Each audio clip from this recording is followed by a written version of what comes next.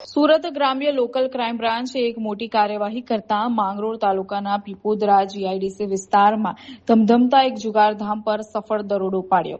પોલીસને મળેલી ચોક્કસ બાતમીના આધારે આ રેડ કરવામાં આવી હતી, જેમાં જુગાર રમતા કુલ 24 જેટલા આરોપીઓને રંગે હાથે ઝડપી પાડવામાં આવ્યા. મળતી માહિતી મુજબ પીપોદરા જીઆઈડીસીમાં આવેલ વંસરી ટેક્સટાઇલ્સ વિભાગ 2 માં નરસિંહભાઈ લવજીભાઈ દિયોરાની માલિકીનો રૂમ નંબર 107 આવેલો છે.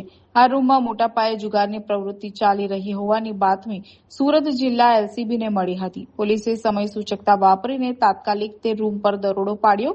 રેડ દરમિયાન પોલીસને ગંજીપાના વડે અંદર બહારનો પૈસાની હારજીતનો જુગાર રમતા 24 ઇસમો મળી આવ્યા. પોલીસે ઘટના સ્થળેથી જુગારના સાહિત્ય સહિત કુલ ₹1.60 લાખથી વધુની કિંમતનો મુદ્દામાલ કબજે કર્યો.